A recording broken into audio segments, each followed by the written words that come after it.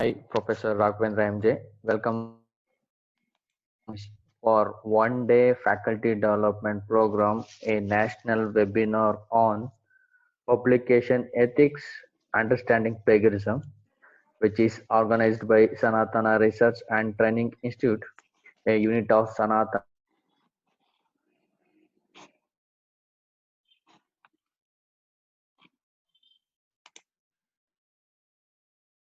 with God with energy in order to achieve a purpose. So let us begin this inaugural ceremony by seeking the blessings of the Lord Almighty. Ramaya Ramabhadraya Ramachandra Raghunataya Natha Sitaya Pataye Namaha. It is the supreme art of teacher awakening joy in creativity, expression and knowledge. I request Dr. Ramachandra CG, the Managing Director of Sanatana Research and Training Institute, to welcome and introduce the speakers of today's session. A very good morning, one and all. I take this opportunity on behalf of Sanatana Research and Training Institute, which is a unit of Sanatana Samprathisthana, Mysuru, to welcome today's speaker, Dr. Medha Joshi, a consultant, Information Management and Services and Bioethics, a consultant, Information Services, National Cancer Grade, Tata Memorial Center, Mumbai, and today's guest, Dr. Raghavendra Prasad MD, the President, Rotary Club of Mysore West, and dear participants from different parts of the country, Karnataka, Kerala, Andhra Pradesh, Telangana, Tamil Nadu, Maharashtra, Delhi, Jammu and Kashmir, Odisha, and even from other country, Bangladesh. Coming to her education qualification, today's chief guest, she has completed her BSc and Bachelor in Library Science and Masters in Library Science and PG Diploma in Bioethics and Specialization Clinical Research, and she has done her PhD like LIS Information Search Behavior, and she has successfully headed libraries at 3 major institutes in progressively responsible positions in terms of librarianship, state-of-art technology and services, specializes in biomedical and hospital and clinical librarianship. She designed and delivered several specialized information services and developed a library-based information system for all media. And she's an independent consultant that is to provide services for information management, information literacy, search skills, research ethics, publication ethics, and to conduct literature search with expertise in healthcare. And coming to national cancer grade, focus is to support information needs to all NCG member centers, web content manager of NCG website, facilitate e-learning activities and conduct and facilitate webinars for information literacy program for all centers. Formerly heading Department of Library Science at Tata Memorial Hospital, Tata Memorial Center, Mumbai. And coming to bioethics part, she is a member of National Tumor Tissue Repository Committee of TMC, member on ICMR Research Ethics Committee, and member on several institutional and independent ethics committee in Mumbai, serves as international surveyor for SIDCR FER CAP, who initiate for Asia Pacific region for more than a decade. A unique contribution of her are a special collection of India specific cancer publications and system for in-house generated non-print and unpublished material using DSpace. She was involved in several activities related to EMR and development of document management systems for quality management. She served as web content manager at EMC, member and member secretary of Institutional Ethics Committee, member of Scientific Research Committee, and was convener and editor for TMC Annual Report Committee during her tenure at TMC. Conducted several seminars and conferences in healthcare librarianship, clinical research ethics for library, professional and users, and presented several in LIS and bioethics national and international conferences. She has received Outstanding International Surveyor Award for FAR-CAP, WHO initiative in bioethics. Academic awards: Professor Marshall Award for First Division at Master in Library Science and Srimati Khandapala Award for PhD Research and Assist for International Professional Essay.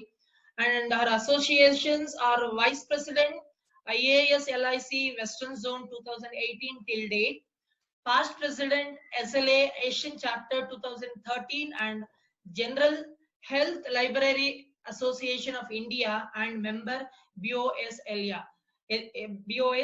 So this is a brief introduction, and before starting today's session, let me start the today's session with the word plagiarism. Okay, the word plagiarism was from the Latin word that is plagiaris, which means to kidnap. That means, as the plagiarism definitions says or suggests, the process or practice of using another person's idea or work in your work, we can call it as a plagiarism. If you take information, there is one quote. Let me start with this quote. If you take information from one author, okay, it is called plagiarism. And if you take information from many such authors or any other work, it is called a research. Okay, the knowledge is devised, as always say, and it is, the knowledge is powerful too, and it should be shared. Then only we can also update our knowledge. Okay, the basic intention to organize this today's program, that is one-day faculty development program on a national webinar on publication ethics and understanding plagiarism, is to provide a detailed information about the ethics to be followed in research and in writing thesis, in publishing a paper, and even what exactly a plagiarism, what are the different types of plagiarisms, and how to avoid or manage plagiarism while writing thesis or paper, etc. So these are some of the content. So our today's speaker, she'll speak in a session with this. I wish all the participants will have a fruitful interaction with the speaker. Once again, I thank one and all. Thank you, sir. Now I request today's guest, Dr. Raghavendra Prasad, MD, President of Rotary Club of Mysore West, to say a few about the today's program.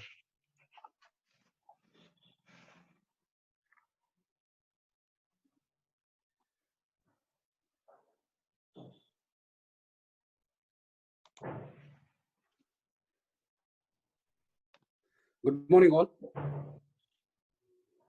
So on the onset, first I want to congratulate Dr. Ramchandra CG for organizing such a valuable seminars from past couple of weeks. He has started this. I wish him a great success in this.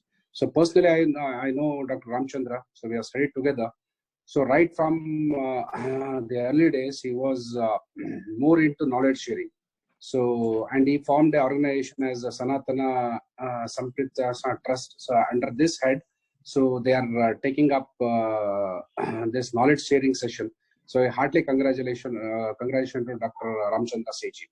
Thank you. And coming on to the president of Rotary Club of Mysore West, here our main objective is to serve the society. Serve the society, we have so many avenues of service. One may be a community service, then we have vocational service, next we have youth service, like this. I think this, when Ramchandra told me about this, I was very much happier to be associated with this organization as a president of it. So here we are sharing the community. So in this regard, I just don't want to take much of the time. I congratulate the entire team for organizing this, and I wish him to organize much more seminar like this, which will help the community. Because basically, even me and Ramchandra did our post-graduation together. We know, because I've gone through this plagiarism things. In our days, it was the information was not over there. Even I think midway we came to know about plagiarism. I think this is a very good thing, especially for the budding researcher, to know about the plagiarism, and and that will help in their research. So with this, I want to once again thank Dr. Ramchandra Seji for providing an opportunity to speak on this issue. Over to you, sir. Thank you. Thank you, sir. Now I request today's speaker, Dr. Medha Joshi, Consultant, Information Management and Services and Bioethics, Consultant, Information Service, National Cancer Grid, Tata Memorial Center, Mumbai, to start the session. Okay, so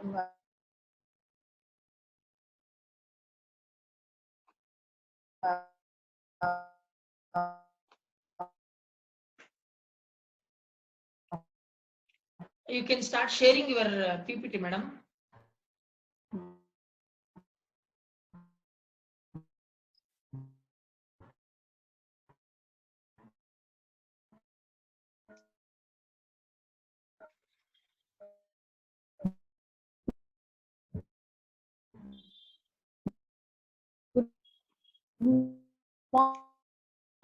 for others to look into it. That means what we do research, complete honesty, integrity, without any harm to anything. So even when we do data which is manipulated, we have harm because the results will be bad. They will be used at places which will give a bad impact.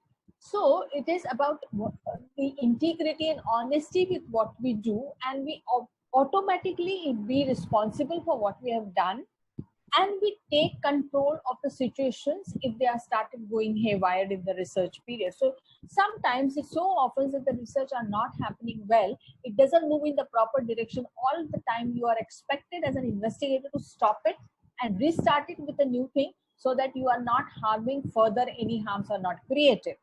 But when we are doing writing of it, so once you have done the research and the report comes in, that means you are writing about it. You want to disseminate what you have obtained in the research, and you want to disseminate it through publication. And publication has its own set of guidelines and own set of ethical aspects. There are plenty. We will talk about plagiarism today. So we'll just move on.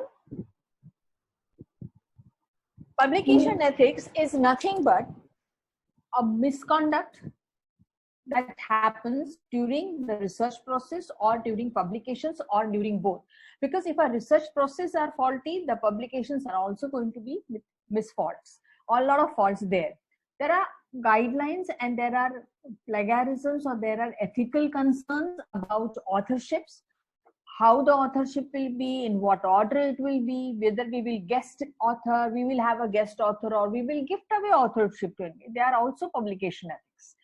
There are conflict of interest. You have conflict of interest all through in your research. So the issue with ethical concern is that you identify what is the kind of conflict of interest and how do you handle it, or how do you manage it in the process.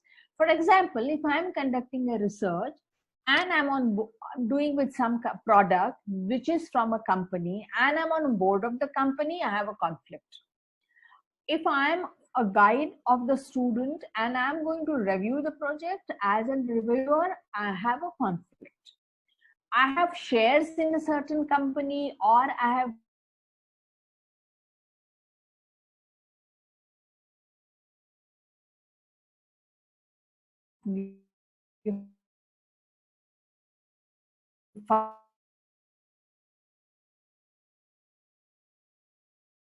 funded a particular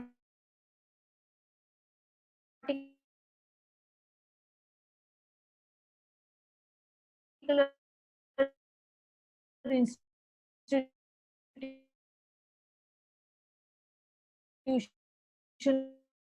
and with this usual way, who's been affected by it, he just loses one credit for himself. So this is what, or herself. So this is what happens, and that's why it's very, very important that upfront we are very moral about what we do. So responsibilities of an author. I mean, they are researchers and they become author. All of us are authors, right?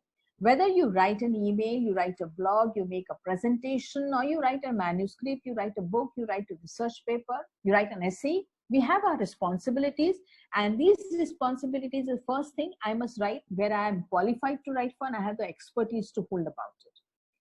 The data collection and ownership should be well defined. The data collection should be transparent, and it should be, See, when I do this, only then my publication is going to be correct. When I'm faulty at this place, my publication is going to be faulty as well. And in publication, it gets magnified, because then you are writing it down, you're making it known to the whole people. So there will be reviewers who will pick up. There will be peer groups, peer reviewers into your area or peers into your subjects who will understand what has gone wrong, because they have looked into the research or that domain for such a long time. And there are so many such examples all around here. I will then avoid ghost authorship or gifting authorship. A committee on research ethics, publication ethics is there, that is called as COPE. And if you go to their websites, you will find so many such cases get filed every day. Some get to an end, a fruition, where their decision is taken, some action is taken, but some of them just hang around for a long time, because either the institute doesn't know what to do, doesn't want to take an action, or there are certain just going on of give and take happening between the authors and the complaint person and the COPE, and it goes on and on with the committee, and it never ends. So at that time, sometimes it is very difficult to prove that this has been done, misconduct has happened. So but you can go there and see that how many kind of publication misconduct happens, and what is the area where we should avoid. There are so many things. There's ownership data. Sometimes you take up a funding from some institute. It comes on your name because the project is yours. It goes for some research goes on for a few years, okay? But sometime down the line, you leave the institute either for a better position, or you retire, you superannuate, and then somebody else takes over, because you do not carry the project along with you, because without infrastructure, you just can't do. So you hand it over to the institute. Now, and there are many policies of every institute of what happens when some research is going on and the person leaves. What happens to the project? The project has to continue. You cannot stop midway and say we are done because the investigator left. So it goes on. But when the first publication comes, the first investigator can come back and say, hey, this I started, this data was collected by me, I should get the first authorship.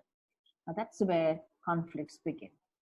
Because if as an institute, if I do not have a typical guideline on authorship, I'm going to land into this trouble sometime. It can be a major issue, it can be a smaller issue, it can go up to the ethics committees, it can go to the publication group, and it can go to COPE as well, it can go to Office of Research Integrity as well.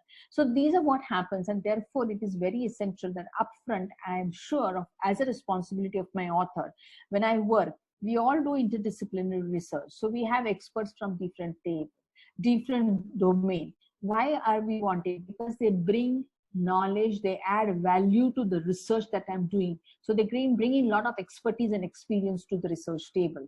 And therefore they must be credited. How they will be credited, how their authorship will be done, in which order it will be done, it should be discussed upfront. That is what the International Journal of Medical Editors Committee, ICJME, says that your authorship order should be decided upfront, and every author's contribution also should be decided upfront, and only then you begin with, so that there are no hassles at the end when the paper is about to get published, you start picking up on your rights. So that is what is required, and as a responsibility as an author for us. So what is plagiarism? Is a theft. In simple terms, I'm stealing somebody's and passing it off as my own. That is plagiarism.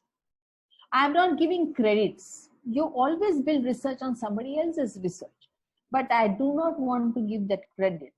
Somebody comes over, takes over, does much better, expands it, but because the base was there, you have expanded. Had the base not been there, would it be possible for us to expand on that subject or on that domain or do good research applications out of it? It's not possible. So it's always better. We always stand on somebody's shoulders, but we must credit that person. It's very, very important for us to credit. So when we don't credit and we take it over and we just publish it very slyly, saying that, oh, this is what, neither I say it is done by somebody else, nor do I credit, then I'm a theft. I've done a theft, and that becomes plagiarism. Now, there will be several types. So it is what? It is a fraud. It is breach of honesty. It is stealing and lying. It's actually ethical misconduct in your publication. Now, when I do plagiarism occur, when I present somebody else's work as my own, it's plagiarism. When I copy words, ideas, phrases, and I don't credit, I have plagiarized. If I put a cite, but I incorrectly cite, I misspell the author, I do not add the initials, I give the year, but I don't give the volume and the number, or I give volume issue of the journal, I don't give the year, I give the publisher, I give the title of the book incomplete, I don't say which chapter it is. All these are incomplete. All citations are addresses. Why do I need to give them? I need to give them because if as a reader, if somebody wants to refer to the original, they should know where it is. I just cannot say Joshi et al. What is Joshi et al? It has no sense. It should tell me this is the person, these are the initials, this is the title, published where. I cannot reach an address of any relative or any friend of mine or any institution if I do not have a proper complete address. I cannot go on asking people on the road where it is, right? It's the same. It's as same as that. So incorrect source is also plagiarism. That means I have purposefully hidden it. I'm deceiving my user, my reader, and that's not permitted in research. Okay. Changing words. I change words. I make some changes here and there, use some synonyms, but the whole structure of the sentence remains the same. It is plagiarism. I do inappropriate paraphrasing. So what we do in literature review or you do in discussions, you paraphrase from somewhat you have read, but that is not actually what you do. You pick up the paragraph and you just change some phrases and just write it into your own, then you cite it. But when you submit it to public a plagiarism check, it will be picked up. Why? Because more than 20% is the similar to the original. So that's having cited doesn't solve your problem. The thing is, when you write, you must paraphrase it appropriately in your own words. So it is summarizing of what you read. So literature review is a big issue in theses. When we try to do a literature review, we copy paste from different things. And we actually write an annotated bibliography, but we are not writing about the whole universe of the concept that we are researching upon. So that is an issue of writing, but that's also an issue of paraphrasing and inappropriate citations. So that is what is falling out. I quote some very big thing. We are often fond of putting in big quotes because sort of gives a ornament to our writing. But I do not put it into quotes. I do not say whose quote it is. I have plagiarized. I can't do that. So this is what is plagiarism can happen. Citations and references, you plagiarize even that. When you are careless in citing sources, you do incomplete. You may say, maybe the article is from Nature Medicine. I say Nature Oncology. Okay.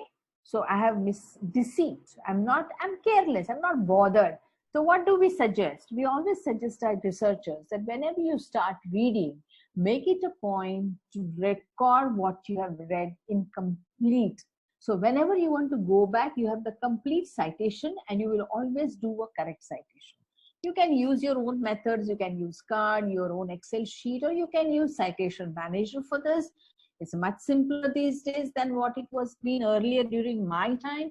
So you can use that. You often use citation biases. Now this means if my research is going in one direction, I will not cite something that doesn't support my findings. I'm biased. When I do write, I must say what is happening in this universe. It's okay, I'm finding something different. Or I'm not finding what others have done, but I'm doing it differently. I have a different method. I have a different population. My results are different. I'm fine. But I should not be doing that. Only that support what I'm stating, only those are cited. So I have citation bias. That's also plagiarism. They're all ethical questions. Citation stuffing. I know this paper is going to this journal because that's where it belongs, and there will be these editors. I better cite some of these editors. Why? They will approve, right? So this is stuffing. So they may not be related to actually the concept of my research or my research paper or my review paper or my thesis, and this is what happens. So that is one. So relying on abstract is something also which is very, very not correct. Because when you write on an abstract and you cite the abstract, when you read the whole paper, perhaps the outcome is completely different. Remember, abstract is only a general summary of what you can expect in this paper. Now with the structured abstract is much more clear, but even then the discussions and the arrival to conclusions may vary. So it's always better read the full text and then cite, because it may not talk what you are writing for what you're citing it in your text. So that's very, very important. Often what happens, these abstracts are presented in conferences, and the paper doesn't come out at all, and you cite that. The paper of that whole abstract comes out in a well-formed, including all suggestions at a later end, after maybe 1 year.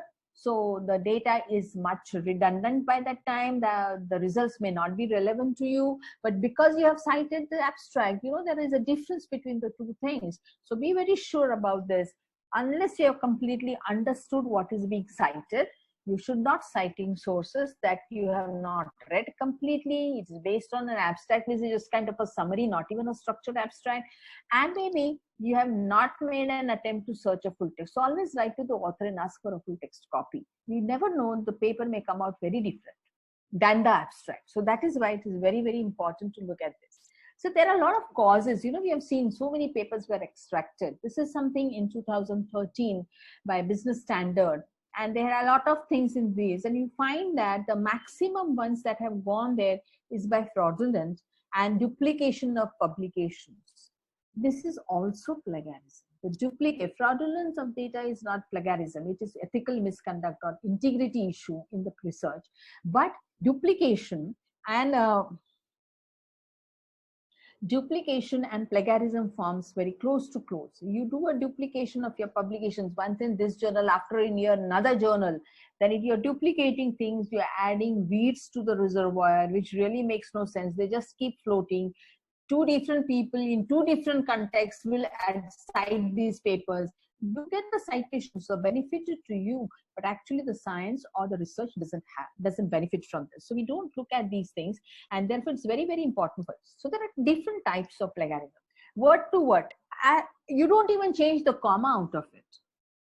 So it is so similar, and I have seen in my profession, I have seen identical papers by two different authors in a span of some 2 years in two different publications. But if you read the paper, right from the first word till the conclusion, everything is same, not a comma was altered. So word to word, that is plagiarism.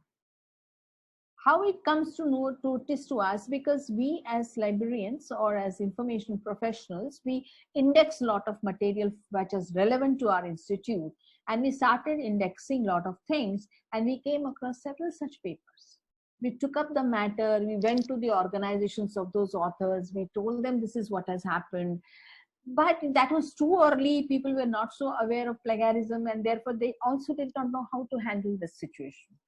The situation can be handled when the institute has its own committee and these issues get addressed there. And they have their own guidelines about publication ethics, authorship, and plagiarism, how they are going to handle it, how much is tolerant to them.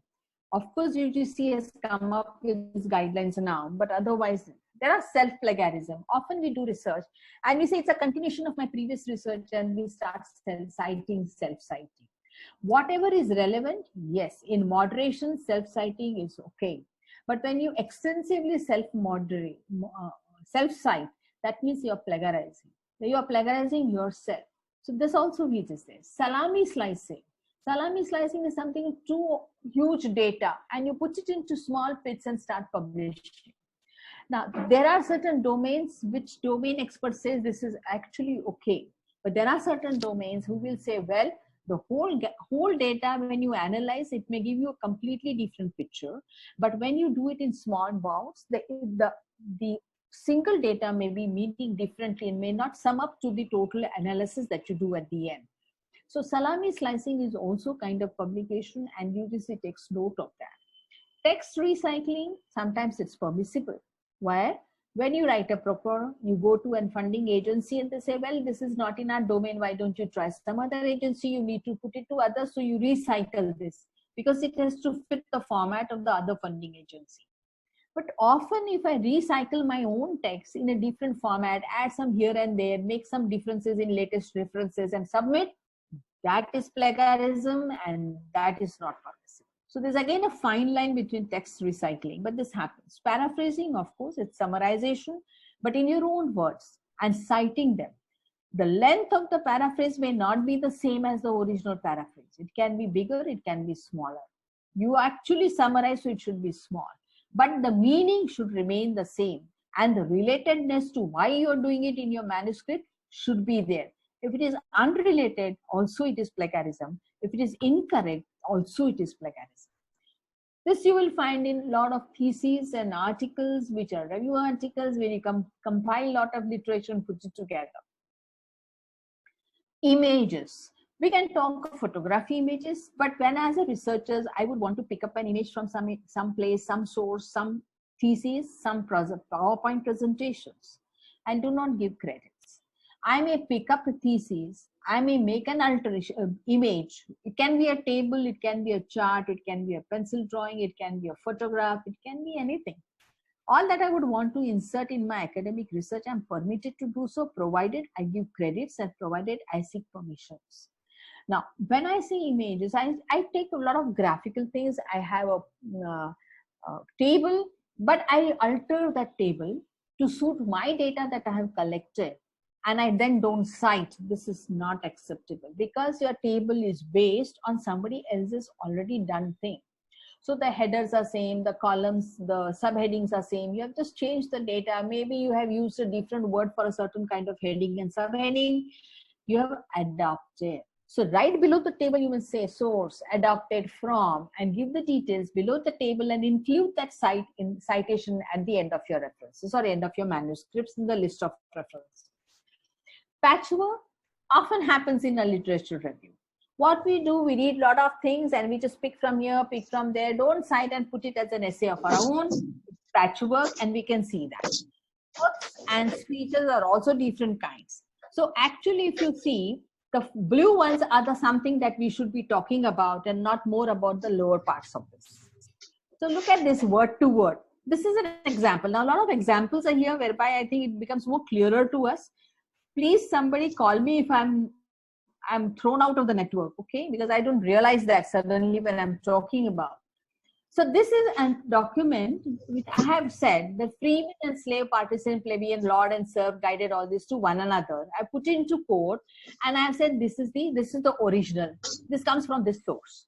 Now when I do, I write this and I do not quote.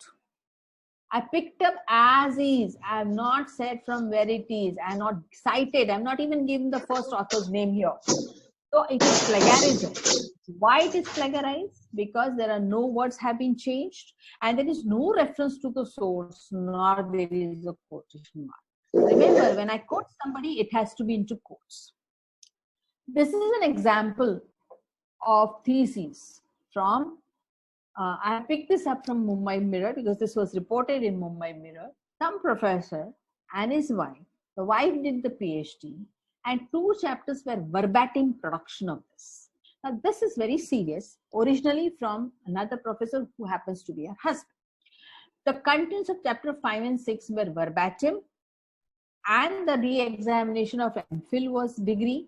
They raised questions, the reviewers, they say the thesis attracts suspicions, deserves to be dealt appropriately, that means investigate. Now what happens, what does the original person say is, well, I'm aware. Help her, I know she has picked up chapters from my thesis and she has cited me, so I have no problems. She has acknowledged me, so I have no problems and therefore no complaints. So this should be okay and there should be no investigations or appropriate dealing for this, it should be accepted. But what is this? Is this correct? This is word to word. When I am doing my research, I am expected to write my own. I may adapt from several other places and say that this is what the universe says in this domain, but this is my opinion. And in context to my research, this is what my perception is about it. I'm fine. I don't have to be positive always. I can always be negative. I can show the challenges. I can show the negative areas of this, because this is a research argument and should be taken in that spirit. But if this is done, this is verbatim copying. So not a comma change, it is plagiarism. So even if you cite, but you don't change anything, the review or the ethics committees or the reviewers of your theses are going to pick this up and put you into trouble. So be very careful. There are so many cases which we have read, we have so often done. 70 papers by this professor from Venkateshwara University during 2003-07. All were falsifying, plagiarizing data. So research integrity was an issue and plagiarism was also an issue, and all these were retracted. Such a bad name forever. So Elsevier has since then retracted 13 articles from this person. So he must have published in different journals. This is what happened. Of course, Dr. Chiranjeevi refuses. He says this is wrong. The committee has barred him from, but there is a punishment. He cannot take exams. He cannot take students. He will not get any administrative positions. So that's how it impacts you. Okay. If you go to this another one, this is a IIT Kharagpur, Professor Chaudhary. Junior member made a complaint that sharing credits was not done well. He lost his HOD position because of that, because the committee found the guilt and has suspended his HOD position. Anup Ghosh and IIT and papers were retracted in January 2010 by Nuclear Instrument Medical Physics on charges of plagiarism. This is what happens.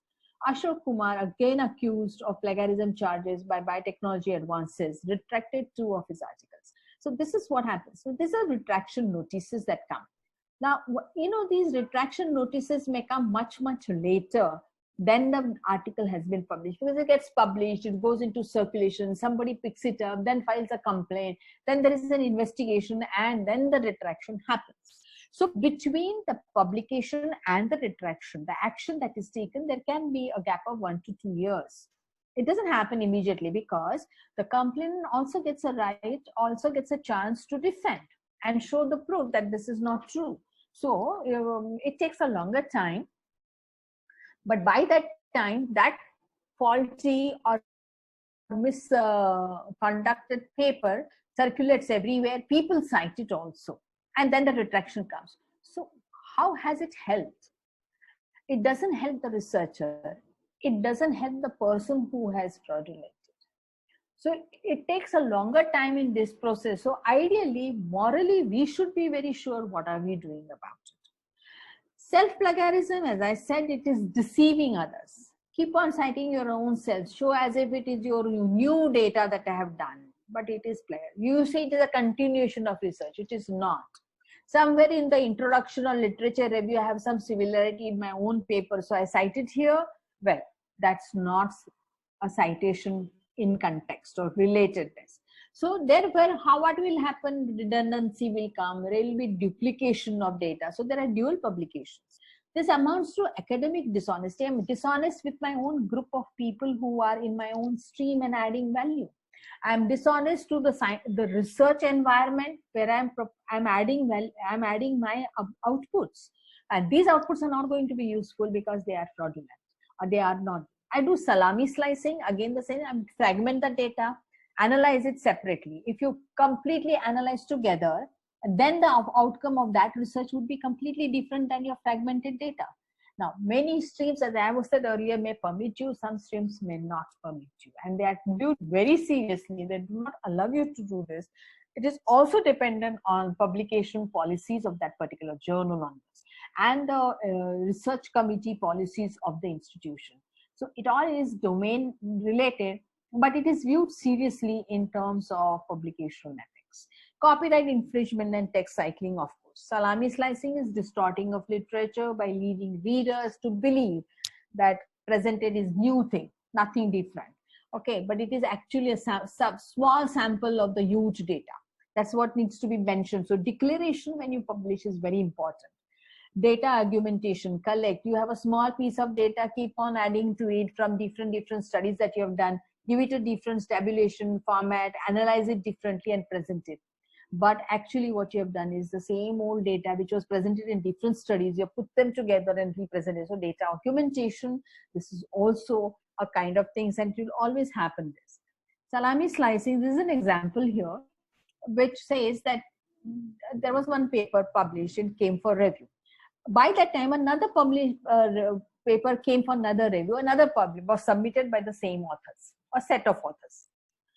Now, 1 and 2 were being reviewed, and the third one came to a different reviewer, and they all found that, well, there is some kind of a similarity here. When these 3 papers were put together, they found it was the same study. It was reporting 3 different endpoints, 3 papers, data fragmentation, salami slicing, they are doing this. Paper 1 reported, which was accepted, but paper 2, paper 3, they said, hold on, we are not going to look at this, we are going to see this, we are going to talk to the author, we are going to find out what it is and understand it well before we accept these 2 papers. P2 and P3 were therefore put on hold as per COPE guidelines because the results were contradictory. The clarifications were asked and suggested that you combine these 2 papers and present it as one, where it will accept it. The author refused and withdrew the paper. As per COPE guidelines, the author has the right to withdraw. Of course, it's his publication, he can withdraw. But withdrawing doesn't stop the issue. So there are guidelines, and as per COPE guidelines, they say if you have raised the overall integrity and reliability of the author's stay, and therefore they should be followed up by the editors to an endpoint of conclusion that what it actually is and settle the issue. So withdrawing by authors doesn't really sort out the matter. Okay, so this is what is COPE guideline about. So that test recycling, of course, I'll just move about because you make a redundant publication out. Paraphrasing is area which is the most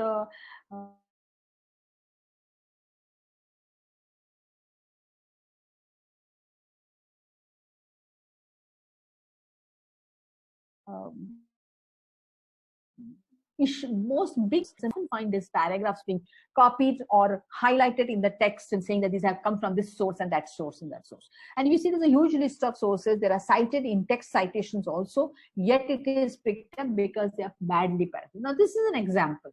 Now this is a big paragraph, so just look at these blue words that I've said. And then if I want to do it, I have 2 ways of doing it. In the first one, I'm keeping the structure of the sentence same. I'm also using and I'm just replacing some words. So I've reduced the blue ones and they have come in, but they're actually similar. If you see these experience, consistor, peripheral, subordinates, and then it is the same thing, peripheral, subordinate, conscious, subject, it is the same. Not much change. I've cited, but still it will be picked up by plagiarism. Is the program of cognitive is that research focuses on without clarifying how these are connected to the brain center. I'm speaking what the earlier paragraphs have said. The context and the meaning is same. It is in my own words. I'm permitted to use up to 10 to 20% of the words of the original authors because there are certain words which don't change, right? Like, you know, if you are looking at peripheral subordinate systems, this has to remain, this phrase has to remain as it is. It cannot be stated in any other way. So I'm going to use it. But otherwise, the meaning of that paragraph or what the original author wanted to convey, I have kept the same, but I have worded it in my own ways and sense. We don't see any fuzziness here, but there is a fuzziness whereabout control leads to the underplay of mind work. So I've said, and then I have cited with the page number. So it depends upon what citation style I use, but this is how it should be done. Another one is, this is the first one, original one, has instruction approach stability. This is a content for reconstructing learning order progress academically. Look at this. The underlined ones are same as their type of instruction gives students different ways to deal with graph information.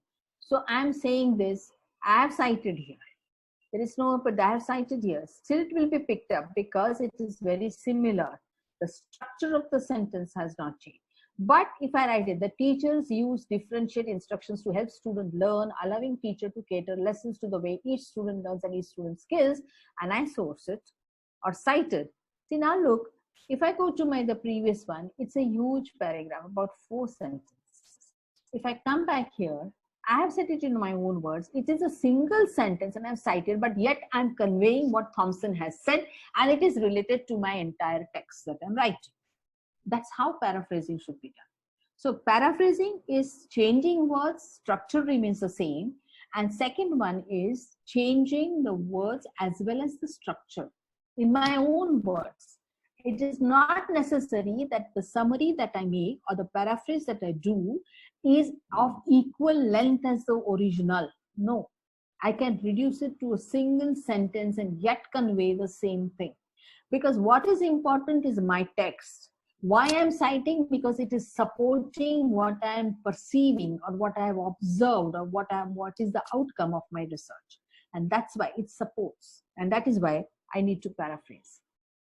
So what is another example? So what is happening in this when you retract is years apart, literature, web-based journals, very difficult to trace and copying. So actions, apology was published in newsletter. It doesn't help.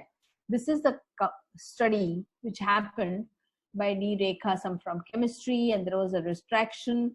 The retraction happened much later. This was published much differently, 2006.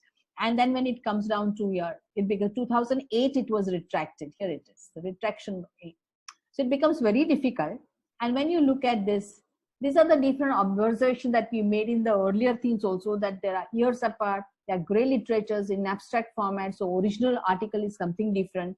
Web-based journals, the gray area is never indexed. Difficult to trace copying and actions, retractions, announcements of associations, apologies. Everything happens, but there's no use. It is already circulated, it is already cited by so many people. Later on, you cite it as retracted journal. Okay, so the apology is published, but the apology doesn't make any use once it is gone out.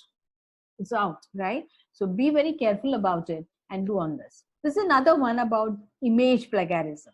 This is a very typical, most of us must have seen, and there was a roar that there was a picture of Chiara Advani, and then somebody said, well, this image has been copied. Now, image has been copied means the idea of presenting the model was copied.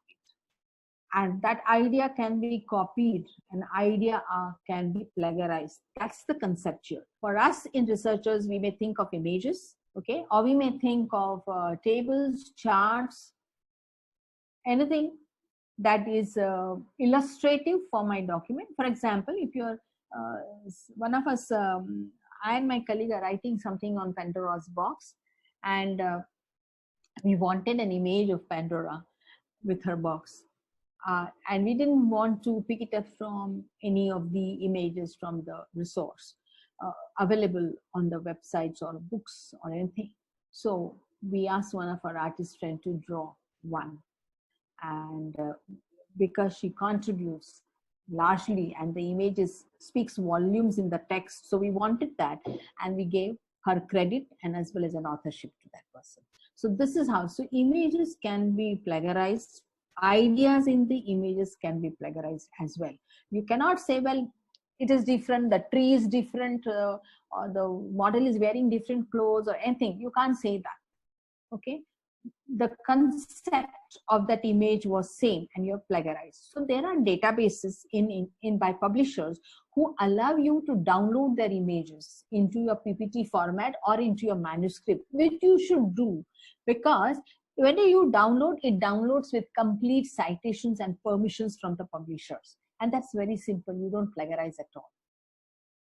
And those images, but the only problem is those images cannot be edited by you. You have to adapt them as they are. For example, clinical keys from Science Direct.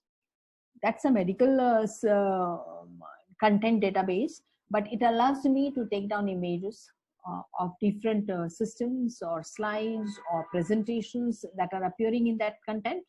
And it comes down as the PPT to me, which I can insert into my context or into my text manuscripts, but it comes with the citation and goes with that. So it's very, very simple to do.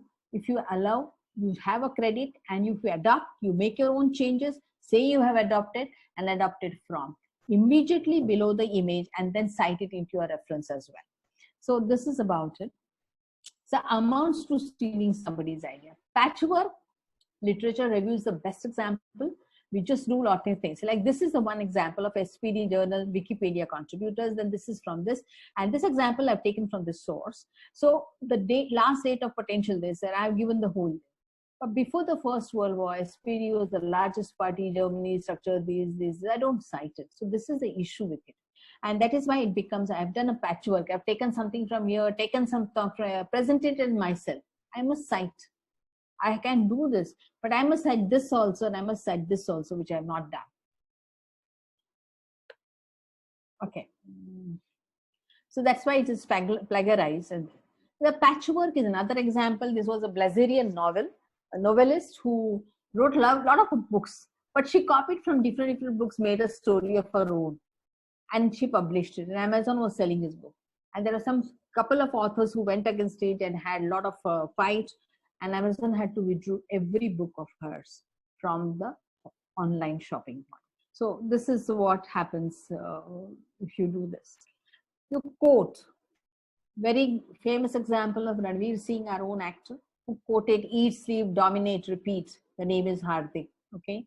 And the WWF heavyweight manager said he will sue because this phrase is ours. You have modified it, but it is ours. Eat, sleep, conquer, repeat. Right? So that little change of conquer and dominate doesn't say that it is yours. You better cite it if you quote and put it into quotes when you write. So even when you speak and you want to quote somebody, you say, I quote.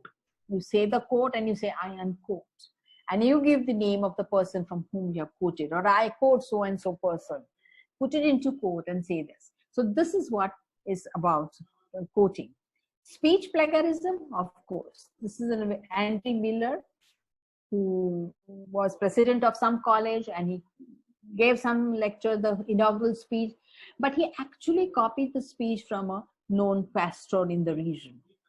And the court said, we don't want a person like this, who sets an example of plagiarizing speech without credits, and the person didn't get the job. Joe Biden, the 47th vice president of USA, in his presidential speech for candidature, actually spoke about what exactly Park Kinnock, the leader of the British Labour, had spoken 4 months ago in the same year.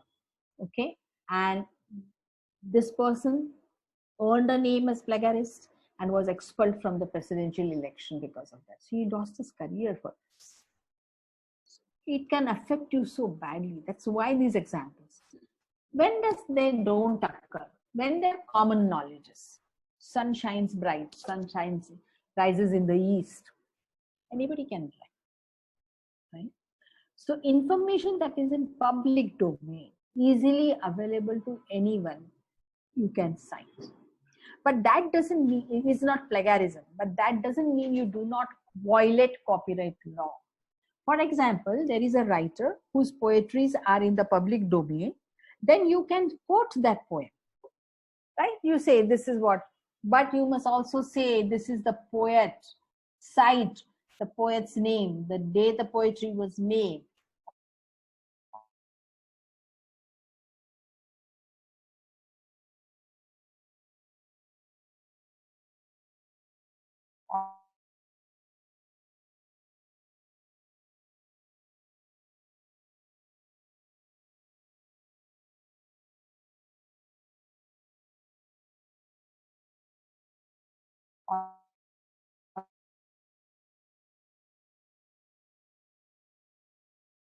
Seen further, it is by standing on the shoulders of giants, and therefore citing is important. No research stands on its own. Even if you do a very nascent research, not done at all, the idea came to you because of the peripheral environment. The idea, the research that you benched upon is because the peripheral environment supported your idea and said, oh, it can happen, just try it. And you established a new fact. So you stood on somebody's shoulders. So cite it. Give credits, and then you receive credits. It's such a great pleasure to give and to receive. So how do I avoid? Understand the types of plagiarism. So keep visiting what kinds happen. While writing, write your own, in your own words, write from the scratch. Do not say, I will copy paste and then I'll change it to my own. That doesn't happen. You're sure to plagiarize. Use quotation marks when I'm quoting with the cite. Not just quote and leave it. Please say whose it is. Paraphrase and summarize in your own words. The length of the paraphrased para or the summary need not be as similar to the original, not necessary. Always cite. It doesn't harm you, it benefits you. Provide complete reference. Never be careless about citing. Be particular. So whenever you read, make it a point to note it down. And one place, all references. If you are tired of that, either an Excel sheet or use citation managers. There are 2 free ones which are very good, Zotero and Mendeley. Use them. There is LitFriend from India also. You can try that too. Check manuscript with plagiarism checker before submitting. Make sure you are well within the controlled areas, limitations. Seek help and advice from your librarian, your peers, your seniors. If you find something which you felt you are uncertain or is making you uneasy, please take help. Always cite. That's very important, which we need to remember. So creativity and plagiarism can be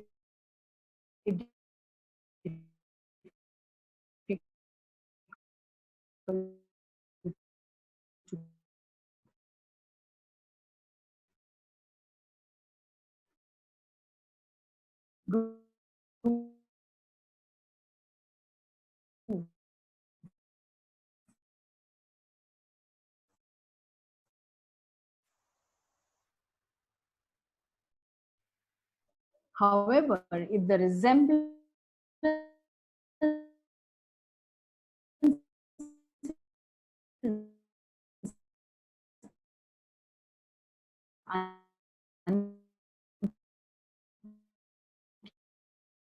uncanny, it is hard to deny either.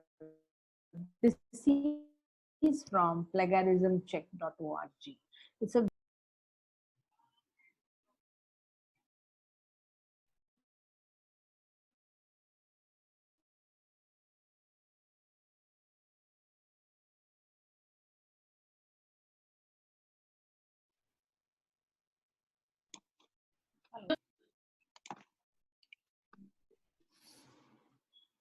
Participants, you have any doubts, so you can post it in the chat box so that we can answer to it. The speaker is waiting for your questions or clarifications.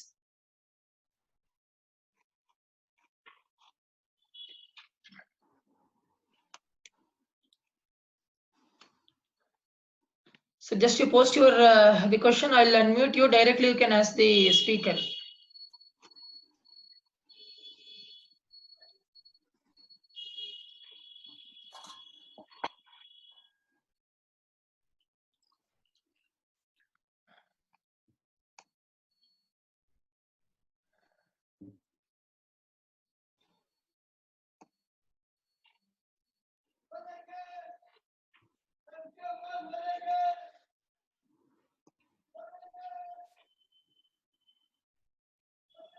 So any questions from the audience?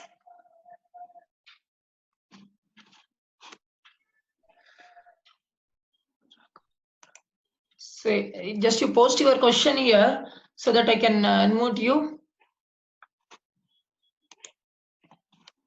Comes intensity of the Bashir has asked one question.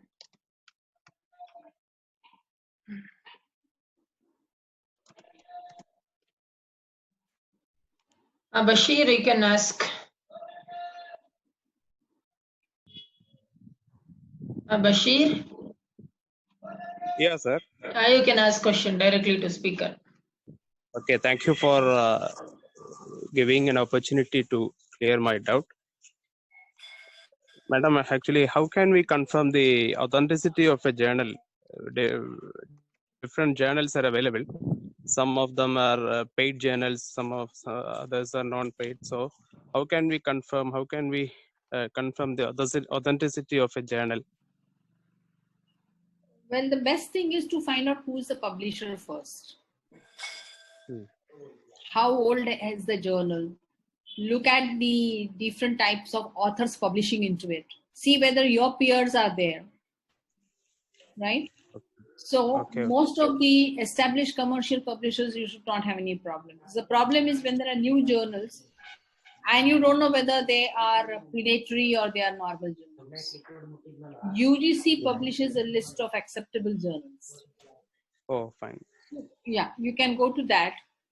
But best thing is to see that the journal, when it has started, how long it has been in this field, who are the authors who are contributing to it constantly, what is their editorial policy, what is their reviewing policy. That will also tell you what they do, whether it is blinded, double blinded, whether there is a statistician to look at your data, and how is the process going to be, how long does it take to publish. Because if the editorial process is very stringent, it will take some time. There is no fast track publications in a well established journal. It takes quite some time, right? So that is the way you should be looking at. And moreover, you should see that what are your peer journals in your own domain and constantly follow them. They will help you to decide. When a new journal comes to you in front of you and you would want to talk to it, look into it as a publication, prospective publishing journal, then you must look at its whole history, when it started, who are the people, which institution is backing it, and how often it is going to, because having an ISSN number or having indexed in some abstracting journals really doesn't make sense. There is a back entries happening. So the best thing is to look at these journals, the editorial boards, what are the editorial policies, what are their policies for plagiarism, what are their policies for copyright violations. So if you look at the editorial policies, it will tell you all about these things. And the reviewing process, if that is satisfactory to you in terms of having a well-established standard journals, you may go ahead with it. And whether they charge you for publishing. Yeah. Yeah. Okay, thank you. Next, Shipad Joshi. So you can ask a question. Hello. Shripad Joshi. Yes, you can ask.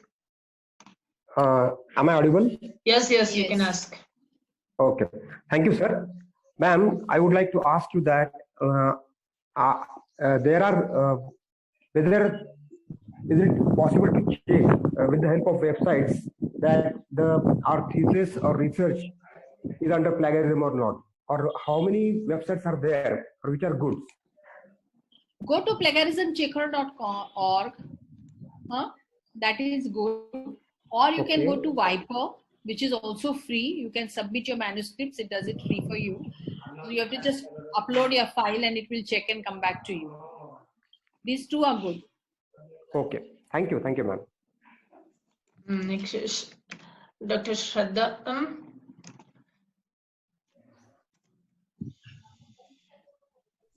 Dr. Shraddha Bhume, you can ask. Yes. Good morning, ma'am. Once again, it was a rocking session by you. I have one doubt. Many times we find a review of literature, that chapter is more in plagiarism. So in order to avoid that, ma'am, I tried paraphrasing. I tried a lot. Even my students' thesis, my name comes in plagiarism of JJT University. So in such case, what to do? Please, see, writing review of literature. Writing literature review is a skill. Okay. Now, why do you write a review is a question that you should ask yourself before you set upon writing. You want to write a review because you want to give a background for your research question, right? So what all you have read, if you just write it in your own words and say, this is why I am saying, because there was research done by this person and this is what it is observed. It makes it easier. That's why I said start from a scratch and write in your own words. Literature review is summary of what you have read and what you have understood in your domain. So it's a skill. Writing is a skill, but it comes to you when you start. But if you say that I have taken this, I copy paste and cite it, then you start patchworking, and your literature review is annotated bibliography than writing. If I read it, I should be reading it as if, oh, this happened, then this happened, then this happened. So these are the questions that are being raised. That is why this research. right? So it gives me an overview on a platter about the subject. So that's how it should go, like a storytelling. And not as I read this, then this person said this, then this person said this, then so you are writing your copy paste, your patchwork, and then it will be picked up. There are certain phrases in your domain which you cannot avoid, you may use it. So that is not an issue. But if you do this and you have the whole paragraph, then it is not a review at all. Review means I read all this, this is my observation, but this is my perception. The reasons could be this. Particular person presented a study and had this outcome. The 2-3 people have gone in an opposite direction of the outcome. So why this difference? I just do not write. I react to what I have read. That is review. What we forget is reacting, putting your own perceptions about what I have read. When I forget that, I'm not reviewing, right? My thinking, I have read these things. There are 4 papers. 3 papers talk the same. The 4th one is not talking the same. Why is it not talking the same? Maybe method is different. Maybe population is different. Maybe data was small. Or maybe the complete context of research process was different. Then I must react to this situation. Therefore, I feel this could be the possible areas of concern which were not addressed by the previous 3, addressed by the 4th one, and therefore the differences. However, in practical situations, I observe these things. That's how the literature review goes. So once you write this, there can be no plagiarism at all. Yes. Thank you, madam. Next, Darshan Joshi. You can speak. Darshan Joshi. Hello. Yes, you can speak. Ma'am, good morning. Good afternoon. Yeah, good morning. First of all, the question is like to reduce the plagiarism at its very source. It is advised to read as much as possible. So, where can we find such data so that, and is it right that to reduce the plagiarism at its very base, we have to refer as much as material possible? You may read everything that is in your domain. That doesn't stop you from plagiarizing. Yes. Okay. Plagiarizing means not representing the facts and not giving credits in a proper order is plagiarism. Okay. Okay. Supposing you're doing in some subject and there are some 50 articles, you're writing a seminar paper, all right, on a topic. And for that seminar paper, you read some 75 articles, which according for a period, because when you write a seminar paper, there is a limit for past 2 years, 3 years, some limits are there. So in that period, you created some articles, selected some and you read them. Now you want to rewrite it in your own words. Now I will only reduce it when I do it on my own words, reflecting upon what I read or how I'm applying what I have read into my practical research. Why did I use this methodology? Because I have these issues and this is the person who has established the methodology. I'm picking up the same methodology. So I'm citing the person who developed the methodology for me. Then I'm not plagiarizing. Okay. Ma'am, where can we find such data? Like we can What refer data? to various data related to my subject, like whatever I want to research. For that, you have to go to your own resources, your domain abstracting indexing sources, databases, content bases, books, journals. It's your subject, right? So you should know where to read your own topic. Plagiarism doesn't tell you where to read. Okay. Okay. Thank you, ma'am. Yeah. Yeah, most Good. Next question is from Dr. Avani Mistry. So you can start asking. Good afternoon, ma'am. Good afternoon. Ma'am, I just want to ask, I have published so many articles, but as you mentioned, I was under impression ISSN number will be enough. But now it is, thank you for enlightening us, that it should be published in a proper journal and under UGC recognized journal. But I didn't earlier. So what should I do to do that? What you have published, you cannot republish. Yes. Okay. What you have already published, you cannot republish. That is duplication. Okay. And duplication is plagiarism. Agree, ma'am. So it was just gone. It was literally gone in a vein, or it have a little bit any value to See, article. So listen. Don't get so worried. Mm. That you published in an ISSN journal, which is not listed under UGC, doesn't seem to say that you have published in a predatory journal. It doesn't mean that. It may still be an authentic journal, only it is not a well-known journal. Maybe. I do not know which journal you're talking yeah, it about. is not. That's why I was worried. It is not. So it is not necessary, but you must, when you are putting up a good research, ensure you are putting it in a good journal. It can be in Indian journal. Yeah, having Actually, a very good high impact factor, as well as indexing is also very, very important. So nowadays, indexing can happen, sir. I will Yeah. tell you, there are so many journals which get indexed. There are so many medical journals which get indexed in PubMed, but they are predatory. predatory, yeah. Mm-hmm. Okay, so indexing is only distributing, making people aware that you have subscribed to, you have published here. Yes, yes. The purpose of indexing is very different. When we say this is an index journal, earlier we used to take a pride that my journal in which I have published is indexed in PubMed or biological abstracts or chemical abstracts, right? But nowadays, predatory journals get an entry here also, because predatory journals get cited. When predatory journals get cited, they get indexed. When they get indexed, they are officially there. Yes, yes. And as a user, you do not know whether it is predatory or it is this. So sometimes, and later on, if that journal is described as labeled as a predatory, no more journals go to there. Your good article goes unnoticed or uncited or unreferred. And that is why while publishing, we ensure that you're putting it in a good journal. But ma'am, earlier, really you enlighten us very nicely. Earlier, I was not aware about many things which you have mentioned. Thank you. I'm glad it Thank you for that. So any more questions from any participants? If no more questions, we can proceed. Any the doubts or clarifications still, madam is with us. You can ask and clarify your the doubts. Any participant? Just to post it here so that I can unmute you.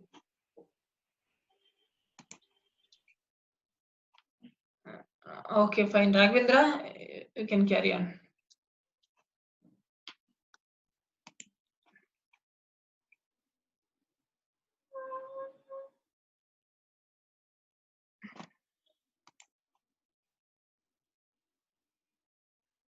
Okay, no more questions. Okay, fine.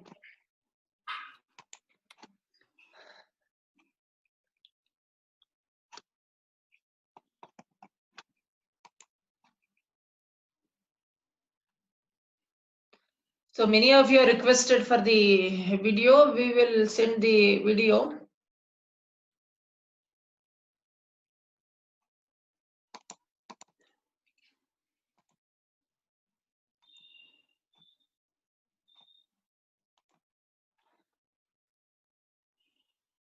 Raghavendra, we can carry on if there is no the further questions from the participants. Now I request few participants to give their valuable feedback about today's webinar. So anybody wanted to give feedback about today's the presentation? Just you post it here so that I can unmute you, so you can share your feedback with the speaker also.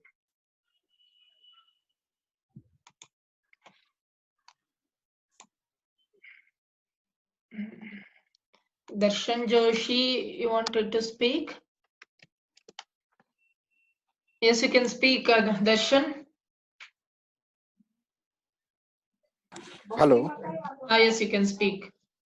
Sir, thank you to you and also Medha ma'am for giving such a valuable session, because I was enlightened, because many of the things I had heard for the first time, and which will be useful because I have not yet started researching. So thank you very much. So definitely. Srinivas MR, you wanted to say something?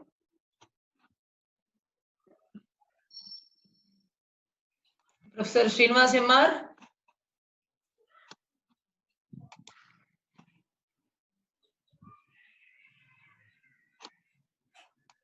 Srinivas MR. Hello, am I audible? Yes, you are audible. Yeah. So the lecture was very nice, Dr. Ramchandra, and so many things which were not known to us, so we came to know. Thank you very much for all these things. And one more thing, I want to ask a question to Madam. Yes, you can ask. Yes, please. Yeah. Good afternoon, ma'am. Good afternoon. Yeah, the lecture was very nice, ma'am. So informative. The thing is, so should we indicate numbers in the Hello, references? your voice is breaking. Can you come again? Yeah. So Repeat your can we? question. Yeah. So should we or can we use DOI numbers of the papers in the references? Yes, you have to. You have to. When you list your references at the end of your manuscript, you must give complete. And now because everything is electronic, the DOI gives a digital object identifier for that particular article or paper or books, whatever it is. So you must, and there are publisher guidelines for author instructions. You will always find they ask you to add not only DOI, but also index numbers. That means if any, for example, if your article is, journal is abstracted in biological abstracts, they will say give you BA number, biological abstract ID number. If it is PubMed, it says PMID. If it is chemical abstract, this is chemical abstracts registry number.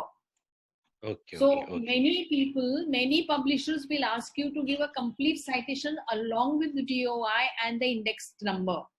Yes. Sure. When you download a citation in your reference manager, by default, it will download everything that is there that identifies the journal, that article. Yes, ma'am. Okay. Thank you. It's always, I will recommend use some citation manager where whatever it is with you, available with you. Yeah. Sure. Dr. Avni Mistry, you can speak. Yes. Thank you so much, ma'am. Frankly, I have done my PhD, but maybe I have not known about all these things, about article and all this publishing. Agree with the plagiarism thing, but not in this much detail. So thank you so much for giving us such a great, I mean, if I'm using some negative words, but frankly, I was really shocked that whatever we have done or whatever I have done, it was a little bit not up to the mark, not because of the research or something, but because of this publishing thing and plagiarism citation thing.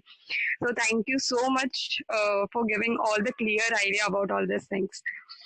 So we can improve in the future. And if I'm going to write something in the future, so I can write properly and in this way. So it will be a really proper. Thank you. Sure. There is always a learning phase for everyone every time. So no issues. Thank you.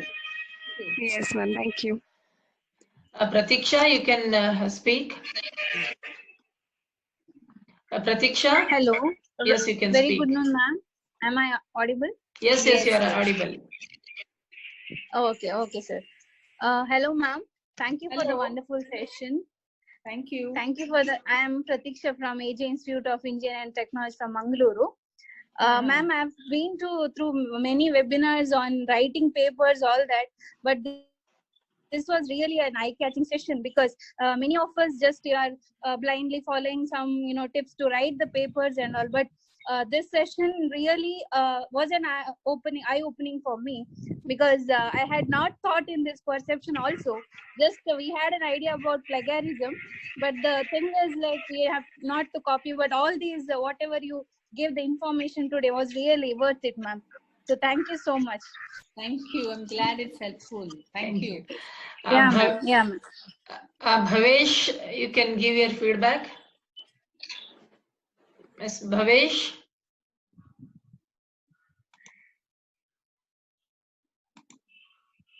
Bhavesh.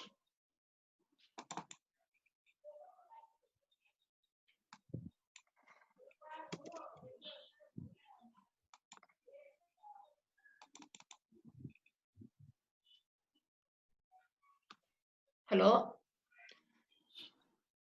Okay, thank you for your feedbacks. So, Raghavendra, you can proceed. So now I request Dr. of Sanatana Research and Training Institute to summarize about today's webinar.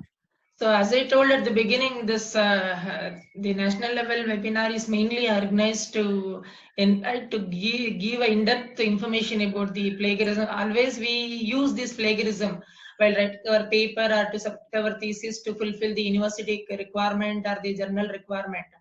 But we don't know how to plan it properly and how to organize it, how to incorporate, how to avoid these things. So in this the gut test, so I have contacted Dr. Medha Joshi. She has agreed and she gave consent. Within a week she responded to my request, and she gave everyone, all of us, a very good informative session on this plagiarism and professional ethics. She covered each and every aspect of this, starting from the ethics we have to follow while publishing the paper or the thesis, whatever it is.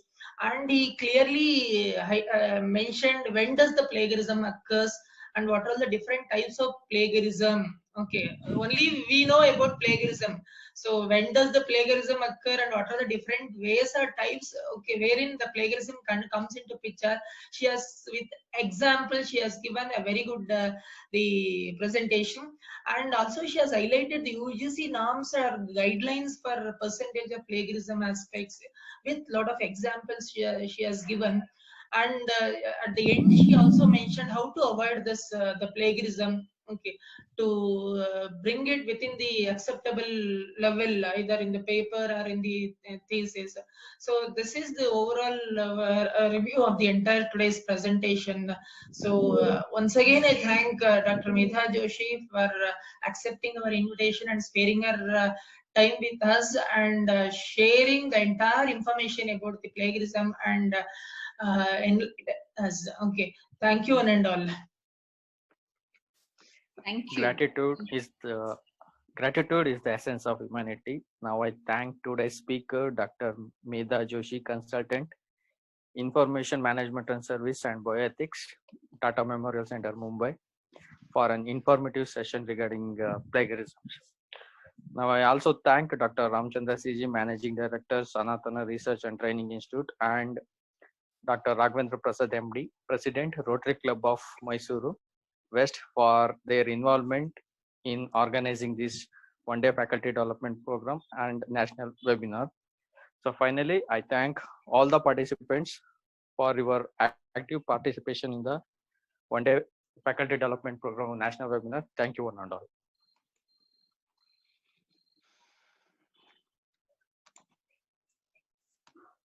May I leave Dr. Raghavendra now? Yes, madam. Thank you, madam, once again. Thanks a lot. Because I have another meeting now, so I need Okay, fine. Yes.